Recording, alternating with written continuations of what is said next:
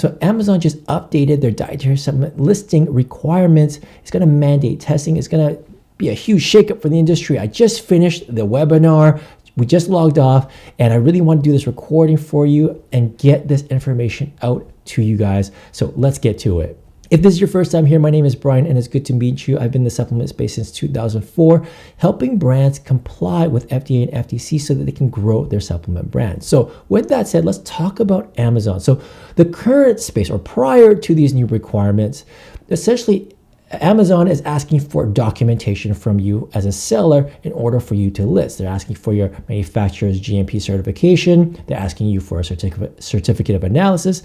And for the most part, that's about it. Now, Amazon has changed things up a bit, and they are now requiring test results from specific labs, and any test results you've had in the past, none of that matters. If you use a different lab that's not recognized by Amazon, those test results aren't necessarily recognized. You can't use those test results per se and submit that to Amazon. They're not going to recognize that overall. So they are asking you to go to these 3 recognized labs and then get your products tested. Now, there are some caveats here. We're going to dive into that. Now, the 3 labs that they're recognizing is Eurofins, Underwriter Laboratories, aka UL, and NSF. This testing requirement is prioritized for products that are in the weight loss, sexual health, or bodybuilding or sports nutrition categories. That's the priority from Amazon. Now, if you're like in fish, oils, or multivitamin, this is not going to impact you, at least for now, but it could get rolled out for those categories pending Amazon, but they did say that they will notify you ASAP, okay, if that's the case. And so essentially, you're going to get an email from Amazon that it's going to trigger the requirement for the testing, and then you're going to go through the portal and select a whole bunch of windows and enter some things in the field. And they did walk us through that in the webinar. I'm not particularly familiar with all of that stuff, but they walked us through it. And essentially, you're going to select the lab that you want, and you're going to identify the product and the ingredient and the label and submit all that information to one of these 3 labs. And from there, you're going to be working directly with one of the 3 labs to determine the testing, and you're going to be responsible for the testing costs. But essentially, the lab is going to be the middleman, if you will, to suss out what needs to be tested, how much that's going to cost, how long it's going to take. If there's any sort of resolution, that's going to be worked out with the lab as well. And essentially, the result, the ultimate decision is going to funnel from the lab to Amazon through your portal, and that's going to determine whether your product will be suppressed or if you can continue selling. Now, the other thing to note is that this third-party lab will review your previous results. If you have other test results from another ISO-accredited lab that's reputable, they will review that. If you have in-house manufacturing certificates of analysis, they will review that and determine if you need to do additional testing. All right, so there is that caveat that might help you if you are already doing very robust testing with your manufacturer. One of these 3 labs, UL, NSF, or Eurofins, will review that. But there's a part of me that feels that they probably want to capture testing, right, to get some dollars from you. So that's going to be part of it. But essentially, the third-party lab is the main entity that you'll be working with when it comes to this whole situation. Amazon is really just the portal to do this whole transaction. That said, there's a couple things that I'm a bit concerned about here.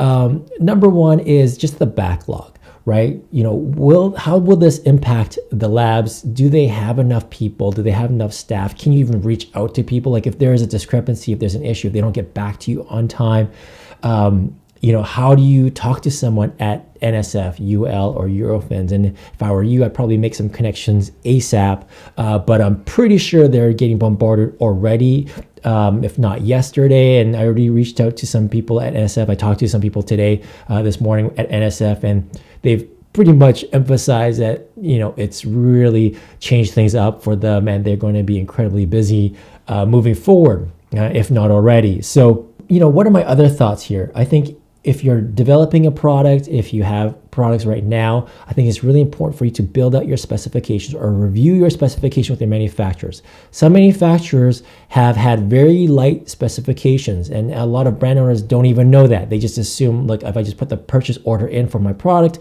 it's going to be made to GMP standards and I'm good. It might be good for the manufacturer. It might meet the bare minimum threshold for FDA, but will it meet Amazon? That's a different question. And this is something that we've built into our process when we're working with clients over the last couple of years now, if not longer, where we want to factor in Amazon requirements. And if you haven't done this exercise, it's important for you to have these conversations with your manufacturer ASAP. And of course, we can help you with that too, to make sure that they know what the expectations are and they know what how this whole Amazon situation is going to work, and then also what your expectations are based on your costs. What's interesting so far is that I have yet to find the pass-fail limits, the specific test parameters to date with regards to these practices, with regards to these labs. NSF is going to be providing me something. I know Eurofins has a webinar coming up in the next few days. I'll be on that too. So hopefully we'll get better insight on the exact contaminants and ingredients that they're testing for and all the pass-fail limits tied to that. So we have a really good understanding. But in the meantime, you should initiate your conversation with your manufacturers. If you've never seen your certificate of analysis, I would pull that out. I would look at your specifications or ask your manufacturer for that and get that conversation started so that there are no surprises.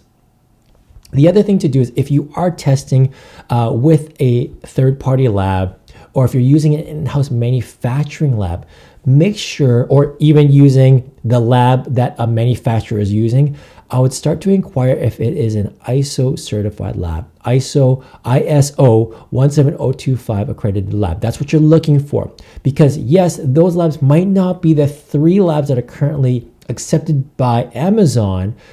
First of all, it is ISO accredited, so that holds some weight. And when you submit your test results from that lab to one of these 3 recognized labs by Amazon, at least there'll be some weight there that they can review and say, you know what, you actually do meet Amazon requirements. There's that possibility. But if your manufacturer uses an in-house lab that's not ISO accredited, or it's a poorly run manufacturer, it's had some recalls in the past, that's, you want to avoid that situation ASAP.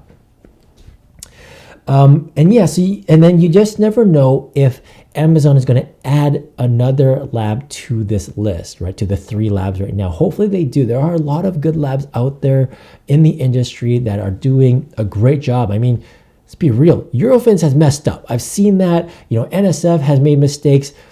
Errors happen. Lab errors happen just because they have got this brand recognition. That's what's brought them to Amazon.